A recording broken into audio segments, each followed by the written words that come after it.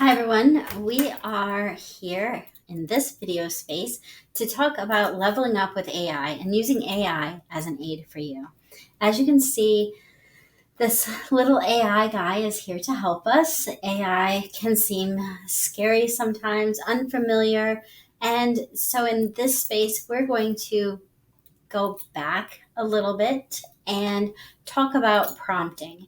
And AI, I just looked this up today, so let me read off what AI, the definition I found for AI today, which was pretty common, and you could possibly find your own definition of AI or find something different, or you might think of it differently. But this is what I found today, and I thought it was quite easy to understand. So, artificial intelligence, AI, is a set of technologies that enable computers to perform a variety of advanced functions, including the ability to see, understand, translate spoken and written language, analyze data, make recommendations, and more, which we have found that AI is here to help instructors create materials and help students create responses to assignment prompts. So we're going to go through some of that today. And I do have this little document that I created. It's a little worksheet set that I will put in the repository along with this. And let's get started. So the AIDE framework, I have, with the help of AI, I have found this 4-step process. It begins with act as, identify who you're acting as, identify the need for use, define, craft prompts that help with activities, what activity you're trying to create as an instructor, and then go in and edit. So let's break it down a little bit. So act as, you start by specifying who you are. So example, I am an educator and I teach lower college level English instruction. So here's your example. And clearly identify why you're using it. So help me develop a curriculum, or help me develop a syllabus, or help me develop a lesson plan or an assignment. So you want to tell it what you're wanting to create. And then there's the define. So you get a little bit further into what you want to create. So a grammar exercise, a quiz at the end of a course, and you can put in the information. But at first, we are just doing the A.I.D.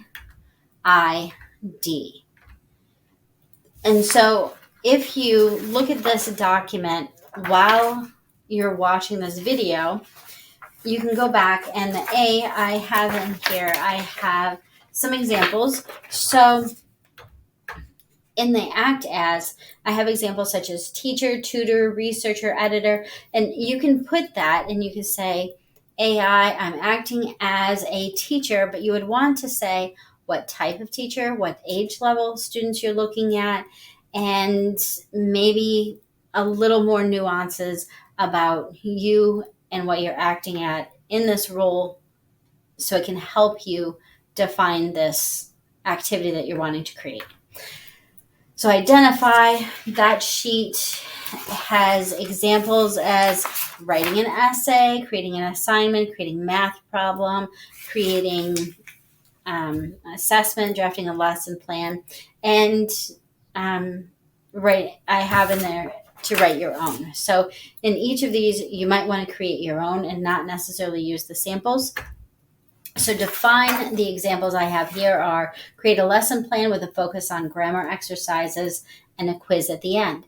Maybe generate 5 multiple choice questions. So each step here in the AID, you define a little bit more, and make sure that you have those defined in steps, or you can make a sentence, but make sure that you have them separated, because we have to remember AI is computer generated, and it goes through and it will look at each of those. And if it's just a nice sentence saying, I want to create a lesson for English, and you don't define it enough, it will give you a wonderful world of mess. So after you're done creating those, then you will want to get to the next step is edit. But I'm going to show you an example right now of what it might look like. And every time I do this, it's different. So I've got this one here that I did yesterday, but I'm going to go back. So the A would be act as. So I'm going to say, I am an instructional designer creating a training for basic prompts, delivering it to instructors. So it's spelled out for who I am and what I'm doing. I'm going to hit enter.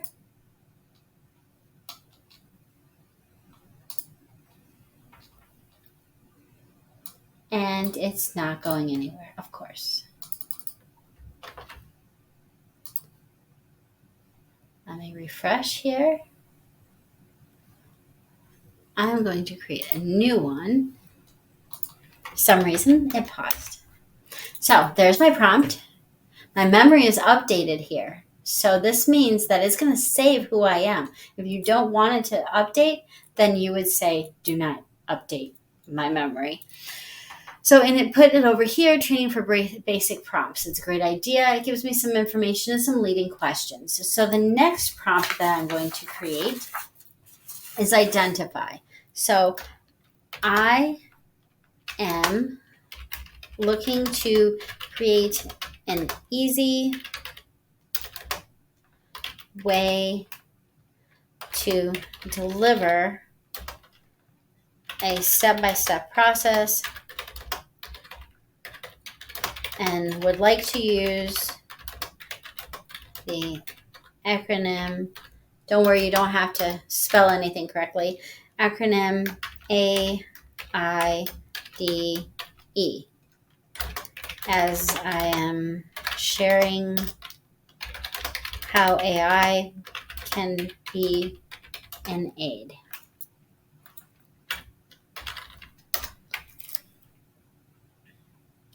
Now it's giving me more, and it's saying act as, example prompt. So it's giving me, delivering an idea. So if I went back and I said, I'm going to define this a little bit more and say, I need a presentation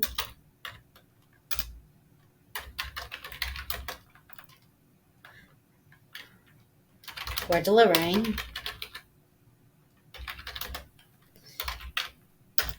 please share. I'm kind. I say please. Please share an outline. So it's going to give me an outline of what I can use to deliver this. What is AI? How can I support? Introducing AIDE, act as, identify, define, and edit. So the only reason why it gave me the correct acronym, it just changed it, made it as if this is the perfect acronym, is because I've already worked on this yesterday, putting this information in. So it kept the memory. And I told it this already. But if you look at the work that I had previously done on a different login, it actually gave me a different acronym. And I was like, I'm not so sure. So I went in and I worked on editing. So the edit phase is what I was just talking about. Brian and I sat down and we decided, okay, what is the best acronym? Because it gave, for the D, it said data, findings or something like that. And we were like, no, we're not going to use data. We're going to define. So we kind of changed it. So we did edit it. But if we went in and the E phase of this is we take a look at it, see how it is, if it works with our purpose. But the edit part, you could say adjust the tone, clarify ideas, reorganize the information, use more examples. So this would be for maybe a lesson plan or something. Or if, like I said, it gave us these prompts that's not what we wanted to use. And even in the presentation earlier that I gave here on Central, it did not give us these 4 because I was using a general login. So it didn't remember that. It didn't know that, but it gave me a whole bunch of stuff. And then I was able to go in and say, what if act as was something else? So let's say, copy, what if I say, change act as to association. So then it's going to create this. It's going to change act as to association. Give it 1 second here. Once it gets to the association slide, you'll see that it will have changed that to now say association. Step 1, association. And it's going to change all of this information from act as to meaning what association means instead of what act as means. So that's kind of how it changes it. So let me go back to this presentation here real quick. So here's the edit. You can change it to be more, you can change the tone, some other examples, include examples from the 19th century literature. Maybe you asked it to do something and you were like, oh, I really wish I had an example or something. So you can edit it at that point once you get here. So let's talk about what students are using AI for assignments. So what they are doing is some students, not all, but some students are using AI to just copy an assignment and paste into AI, and then they take that and they remove it from AI and they put it in their assignment and submit it. There you go. They win. So one of the answers would be changing how your assignment is delivered to them, which is called scaffolding, which is giving them smaller chunks and making sure that you can assess during those smaller chunks. If anyone needs help with that, please connect with Brian or myself, and we can help you with that. And let me show you an example of this, how they're copying and pasting. So they're literally, I have to go back.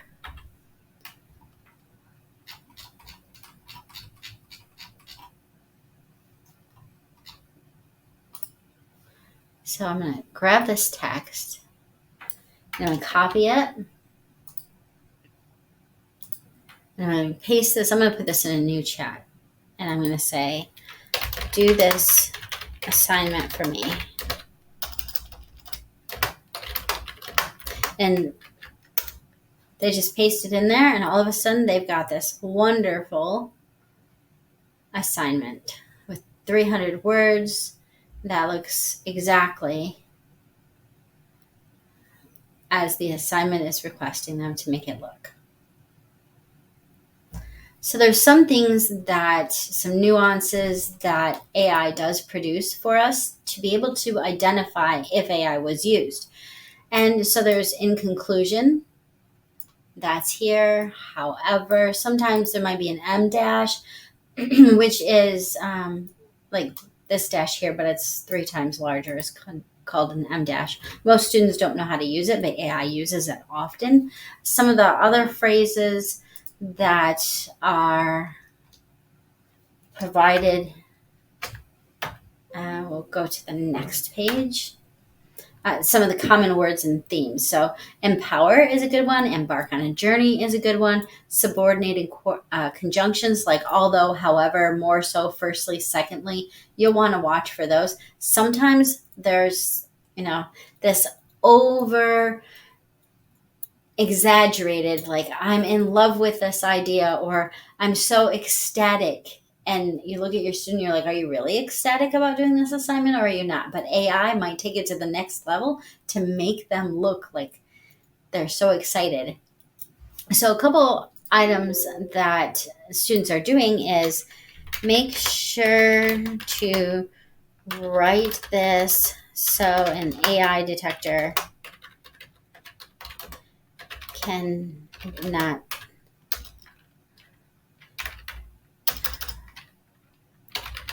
find out that I used AI, simply. So AI will rewrite it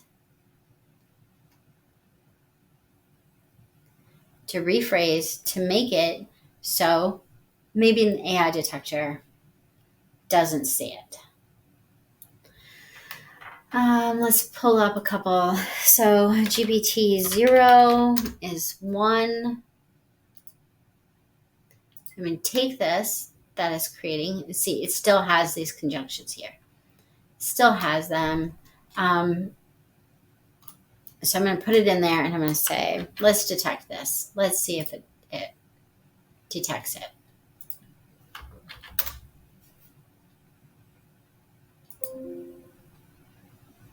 And it says, we're highly confident this text is entirely human. But then there's also Grammarly that we have.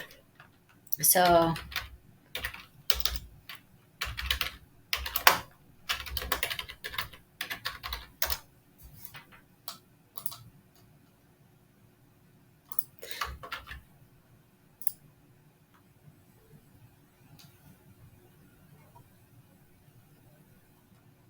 it's checking now.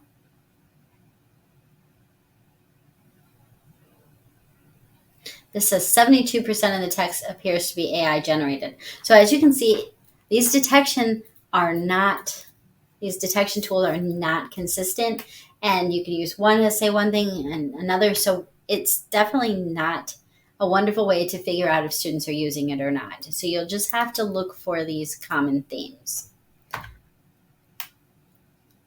Next, what I suggest you do is you take your prompts that you created and place them in the back here. It has placements for you to ask your or create your questions and watch for common themes. And if you need any help working on these scaffolding type assignments, Brian and I are definitely here to help you create these to make it so you are much more aware of how to make it so the students cannot just copy and paste assignments and put them in there. And reach out to us. And I guess that's all for today. So lean on your mentors here at Jackson College. And a lot of people have used AI. There's no real specialist here at Jackson College, but there definitely are mentors who have been using AI, and we've made tons of mistakes and we've made tons of really good moves. So reach out to Brian and I if you would like to study this even further. Have a great day.